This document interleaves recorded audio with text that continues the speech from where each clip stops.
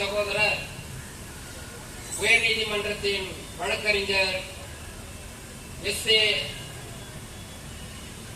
சிக்குலர் அவர்கள் கடந்த நான் 5 ஆண்டு காலமாக இந்த போராட்டத்தில் கலந்திருக்கின்றேன். இங்கே வந்து இக்கூட்டத்தில் முக்கிய பிரமுகர்கள், பத்திரிகை நண்பர்கள், சட்ட வல்லுநர்கள், முக்கியமான சகோதரர்கள் எல்லாம் உரையாற்றி மிக சிறப்பான ஒவ்வொரு கருத்துக்களை சொல்லியிருக்கின்றார்கள். இது சாதாரண விஷயம் அல்ல. உங்கள் அனைவருக்கும் எனது மதிய வணக்கத்தை தெரிவித்துக் கொண்டு, அண்ணா எம்ஜிஆர் மகாநல் கழகத்தின் நிறுவனரும் பொதுச் செயலாளரும் நாம் ஆற்ற வேண்டிய பணி இந்த மக்களுக்கு நிறைய உள்ளது. குறிப்பாக குடிநீர் என்பது ஒரு பொது உடைமை. ஆனால் இன்று அது தனி உடைமையாக மாறிவிட்டது. இங்கே பேசிய முக்கிய பிரமுகர்கள் எல்லாம் கடந்த காலத்திலிருந்து இப்பொழுது நிகழ்கின்ற காலம் வரை அவர்கள் தங்களுடைய கருத்தினை பதிவு செய்தார்கள். அது உண்மை முற்றிலும். ஆளுகின்ற அரசு பாதுகாக்க வேண்டியது முக்கியமான கடமை. ஆனால் அதிலிருந்து அவர்கள் தவறப்படுகிறார்கள். நாம் இங்கே தண்ணீர் காசு கொடுத்து வாங்குகிறோம் என்று எல்லோருடைய கருத்துக்களை பதிவிடுகிறார்கள். இது எப்படி நிகழ்ந்தது? சற்று சிந்தித்து பாருங்கள். பொதுமக்களாகிய நீங்கள், இங்கே வருகை தந்திருக்கின்ற காவலர்கள், சட்ட வல்லுநர்கள், இங்கே அனைத்து மக்களும், இங்கு அருகாமையில் இருக்கின்ற கலெக்டர் அலுவலகம், மக்கள் சிந்திக்க வேண்டும். நமக்கு தண்ணீர் இல்லை என்று யாரும் சொல்ல முடியாது. இயற்கையாக வருகின்ற மழை நீர் அது மும்மாறி பொழிந்து கொண்டே இருக்கின்றது. தமிழ்நாட்டில் நமக்கு ஒரு 3 ஆறுகள் மிக அற்புதமாக உள்ளது. 1 மதுரை வைகை, 2 திருச்சி காவேரி, 3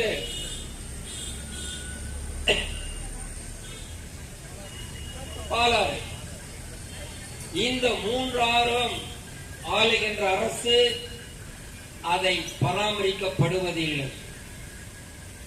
மழை வரும் காலங்களில் அந்த ஒவ்வொரு ஆறுக்கும் குறைஞ்சபட்சம் ஒரு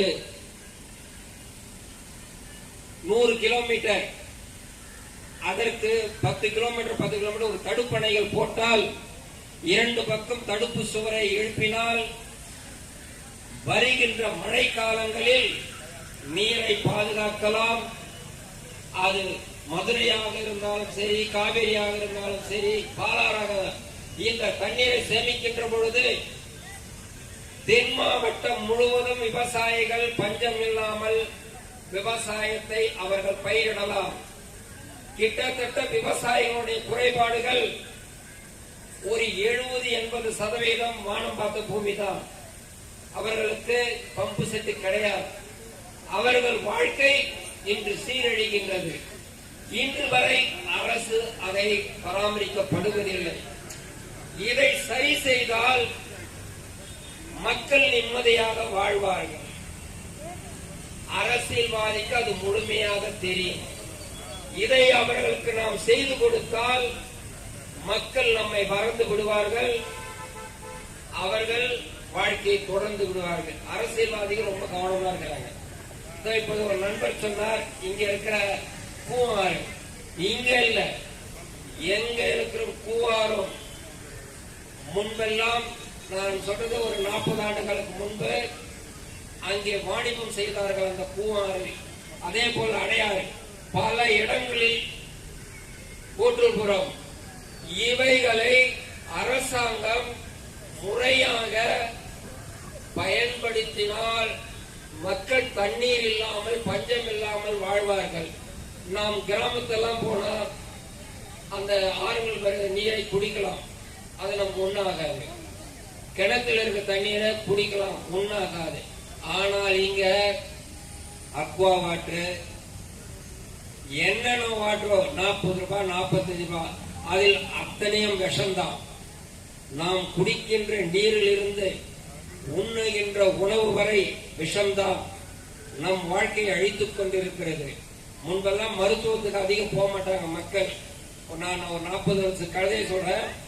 நானே என் தந்தையார் நெசவாளி, அவனுடைய மகன் நான் ஒரு பழுது வைப்பாங்க. அந்த பழுது சாப்பிட்டா தேவாமதமா இருக்கும். ஆனா இன்னைக்கு தலைகீழ மாறி எல்லாம் விஷம். பீஸா பர்கர் கண்டதெல்லாம். இப்போ ஒரு நண்பர் சொன்னார், குடிநீர் கிடைக்கவில்லை, ஆனால் குடி கிடைக்கின்றது. இதற்கு காரணம் யார்? அரசாங்கம். மக்களாகிய நீங்கள், உங்களை நான் பணிவன்புடன் கோருகிறேன். ஆளுகின்ற அரசு முதல்வர் அவர் இந்த நாட்டுக்கு உரிமையானவர் அல்ல. முதல் நன்கு புரிஞ்சுக்கணும்.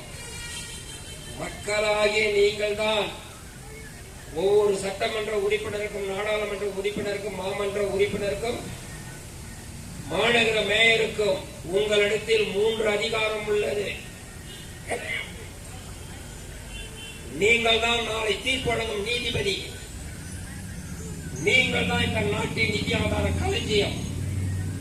நீங்கள் தான் சட்டமன்ற உறுப்பினர்கள் அங்கீகாரம் கொடுப்பது. இந்த 3 அதிகாரமும் இந்த ஆள்காட்டி விரலில் உள்ளது. இதைதான் பேரறிஞர் அண்ணா சொன்னார். உன்னால் முடியும் தம்பி, வருங்காலம் இளைஞர்கள் இந்த நாட்டை ஆளக்கூடிய சக்தி படைத்தவர்கள் என்று சொன்னார். அதையே புரட்சி தலைவர் எம்ஜிஆர் எளிமையாக சொன்னார். உழைப்பவரே உயர்ந்தவராவார். இந்த நாட்டில் உழைக்கின்ற ஒவ்வொரு குடிமகனும் இந்த நாட்டை காக்கக்கூடியவர்கள், ஆள பிறந்தவர்கள் என்று சொன்னார். இதுதான் என்னுடைய தாரக மந்திரம். இந்த முதலமைச்சரும் சரி, இப்போது இருக்கின்ற அமைச்சர்களும் சரி, ஒரு சட்டமன்ற உறுப்பினர் இந்த தொகுதியில் எத்தனை வாக்காளர்கள் இருக்கிறார்கள் என்று அவர்கள் பார்க்கப்படுகிறார்களா? கிடையாது. தேர்தல் வரும் காலங்களில் உங்களுக்கு பணத்தை கொடுக்கப்படுகிறார்கள். நீங்கள் மதிமறந்து அவர்களுக்கு வாக்களித்தவுடன் நீங்கள் 5 ஆண்டு காலத்துக்கு அவர்களுக்கு அடிமையாக ஆக்கப்படுகிறீர்கள். எந்த சட்டமன்ற உறுப்பினராவது இந்த சட்டமன்றத்துக்கு ஒரு ஆண்டுக்கு 3 கோடி, 5 ஆண்டுக்கு 15 கோடி இங்கே கால்வாய், குடிநீர், சாலை, சுற்றுப்புற சூழ்நிலை இவைகள் அனைத்தும் சீராக அமைக்கப்படுகிறா என்று யாராவது அதை கண்ணியத்தோடு பார்க்கப்படுகிறார்களா? கிடையவே கிடையாது. சட்டமன்ற உறுப்பினராக வந்துவிட்டால் தனக்கு என்ன தேவை? அவர் வருகின்ற பொழுது ஒரு சாதாரண மனிதராயிருப்பார். அந்த 5 ஆண்டு காலத்தில் பல்லாயிரம் கோடிக்கு சொந்தக்காரராகிறார்.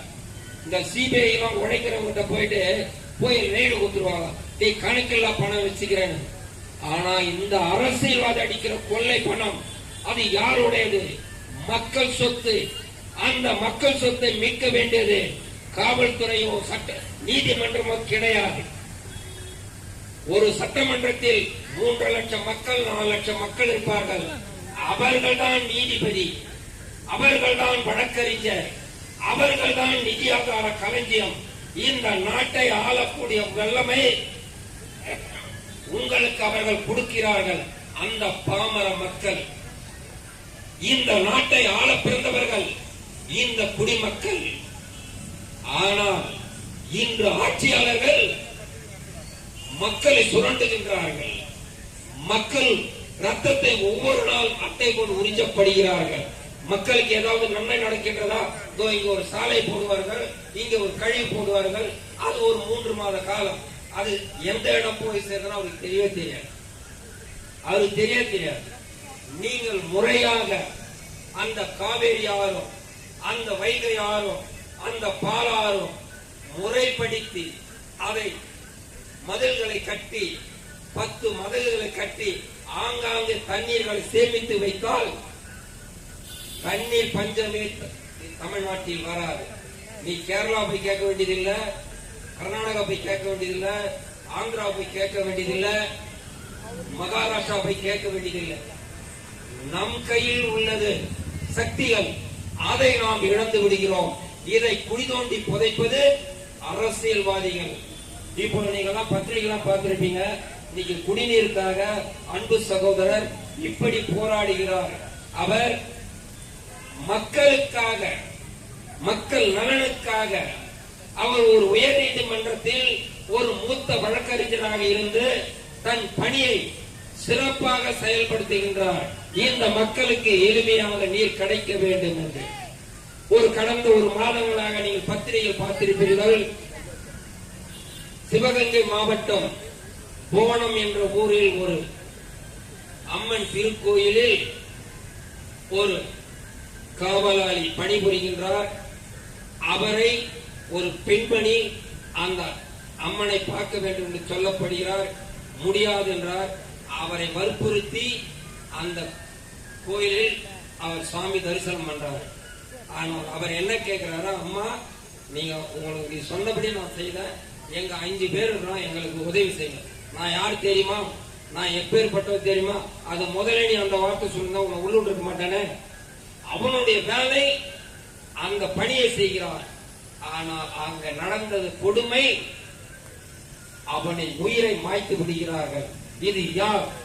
மேலிருந்து கீழிருந்து காவல்துறை தவறு செய்யப்படுகிறார். ஒரு காவல்துறைக்கு யார் அந்த அதிகாரம் கொடுத்தது? மக்களை பாதுகாக்கக்கூடியவர்கள் நீங்கள், மக்களுக்கு பாதுகாப்பு கொடுக்கக்கூடியவர்கள். அவரை கொடுமையாக காவல்துறையினர் அடித்து கொல்லப்படுகிறார். இன்று அவர் சுதந்திரமாக வருகிறார். அங்கே மக்களுக்கு எங்க பாதுகாப்பு கிடைக்கின்றது? அதிகாரம் உள்ளவன் தான் ஆட்டம் போடுகின்றான். அது மட்டுமா, கோயம்புத்தூரில் ஒரு கோல்டு மெடல் வாங்கிய கவின் என்ற இளைஞன் ஒரு மாற்று சமுதாயத்தை பெண்ணை காதலித்ததற்காக அந்த பெண்ணுடைய தாய் தந்தையர் அவர்கள் காவல்துறையில் பணிபுரிகிறார்கள். அவருடைய மகன் நடு ரோட்டில் அவனை வெட்டி கொல்லப்படுகிறார்கள். அங்கே அவன் சுதந்திரமாக திரிகின்றான். மக்கள் என்ன சொல்றாங்க, இந்த கொடுமை எங்க நடக்கு? இங்க மாண்புமிகு தமிழக முதல்வர் சொல்றாரு, சமூக நீதியை காப்போம், தமிழகத்தை மீட்போம், மக்களை பாதுகாப்போம். ஒரு பெரியவங்க சொல்லுவாங்க, ஊருக்கு உபதேசமா, வீட்டுக்கு அது அடுத்த வார்த்தை வேண்டாம். இந்த நாட்டை ஆளக்கூடிய முதல்வர் மக்களின் ஊழியர், மக்களின் சேவகன், மக்களின் தொண்டன். இதை நான் பேரறிஞர் அண்ணா சொன்னார். அவர் முதலமைச்சர் ஆன பிறகு ஒரு ஈபியில் இருக்கிறவங்க, ஐயா உங்களுக்கு நாங்க இதை பண்றோம், நாங்க இதெல்லாம் செய்யறோம். அவர் சொன்னார், தம்பி நான் ஒரு நெசவாளியின் மகன், நான் மக்களின் ஊழியர், மக்களின் சேவகன், மக்களின் தொண்டன். அதைதான் இதயம் டாக்டர் புரட்சி தலைவர் எம்ஜிஆர் பின்பற்றினார். இன்று முதல்வர் என்றால் பெரிய ஒரு இது, ஒரு சட்டம் என்றால் பெரிய இது, எல்லாம் யோகித்தனம். ஆனா இந்த அப்பாவி மக்கள் என்னைக்குதான் மாறுவாங்களே தெரியல. புரட்சி தலைவர் 1954 பாட்டார், திருந்தாத உள்ளங்கள் இருந்தங்கள் ஆகும். இதுக்கு மேல வேற ஒண்ணு இல்லை. அவர் திருவள்ளுவர் மாதிரி தலைவர் எல்லாமே சொல்லுவார் அற்புதமா. ஏன் சொல்றேன்னா, இந்த குடிநீர் மக்களுக்கு எளிமையா கிடைக்கணும்னா இங்க இருக்கிற முக்கியமான பிரமுகர்கள்லாம் இதற்காக தமிழ்நாட்டில் உள்ள அத்தனை சகோதரர்கள் வந்திருக்கிறாங்க. இது நான் 5 ஆண்டு காலத்தில் நான் 5 முறை வந்திருக்கிறேன் இந்த போராட்டத்துல. இந்த இடம் நான் 2வது முறை 3வது முறை வந்திருக்கிறேன். இது மக்களுக்கு தண்ணீர் கிடைச்சா ரொம்ப எளிமையா இருக்கும். இன்னைக்கு எல்லாம் மக்கள் விஷம் தான் சாப்பிடுறாங்க. என்ன பண்றது, அவன் உழைக்கிறான், கஷ்டப்படுறான். ஆனா ஓட்டு வாங்கும்போதே அங்கிருந்து வருவாங்க எம்எல்ஏ, அவர் பின்னாடி ஒரு 10 அடியாட்கள் வருவாங்க, அண்ணன் மச்சானுவான் மாமன். அப்பதான் தலைலாம் அணுவான், காலில் ஒரு சொன்ன கூட ஊந்துருவான். ஏன்னா அவனுக்கு காரியம் ஆகணும். அவன் ஓட்டு வாங்கிட்டு 500 ரூபாய் 1000 ரூபாய் கொடுத்துட்டு. ஆனா இந்த அப்பாவி மக்கள் தெரியுது இல்ல, வருஷம் 365 நாட்கள்ல 364 நாட்கள் நீங்கள் கடுமையாக உழைக்கிறீங்க. உங்க குழந்தைகளுக்காக, குடும்பத்துக்காக, தாயருக்காக, மனைவிக்காக. அதை மறந்து உங்களிடத்தில் கொள்ளையடித்த பணத்தை அவர் அவங்க பைத்தியம் முடிச்சுட்டு அவனுக்கு 1000 ரூபாய் கொடுக்கறதுக்கு உங்கள்கிட்ட 1000 கொடுத்தாங்கன்னா ஒரு வாக்காளருக்கு 2 லட்சம் ரூபாய் கொள்ளையடிக்கணும். கிட்டத்தட்ட 3 லட்சம் 3 லட்சம்னா அவன் கொள்ளையடிச்சு உங்களை நாசம் பண்றான். இந்த மக்கள் மாற வேண்டும். மாறினால் இப்ப ஒரு போராடுறாரு ஐயா, அத்வால கட்சியினுடைய இந்திய அரசில் இப்பொழுது அவருக்கு கூடுதலாக செயலாளர் பொறுப்பு கொடுத்திருக்கிறார்கள். அதற்காக நான் அண்ணா எம்ஜிஆர் மகளிர் கழகம் சார்பாக அவரை வாழ்த்துகிறேன், பாராட்டுகிறேன். இந்த பணி மென்மேலும் சிறக்க வேண்டும். வருகின்ற 2026 அவர் எழும்பூர் சட்டமன்றத்தில் ஒரு சுயேட்சை வேட்பாளராக போட்டியிட்டு இந்த மக்களுக்காக, மக்கள் நலனுக்காக பாடுபட வேண்டும் என்று சொல்லி எனக்கு அழைப்பு கொடுத்த அன்பு சகோதரர் எஸ்.ஏ. செக்குலர் அவர்களுக்கு மீண்டும் என்னுடைய நன்றியை உரித்தாகிறேன் என்று சொல்லி என் பதிவை நிறைவு செய்கிறேன். வாழ்க அண்ணா நாமம், வாழ்க புரட்சி தலைவர் எம்ஜிஆர் நாமம். என்றும் எம்ஜிஆர் எளிய தொண்டன், BSNL ராஜா.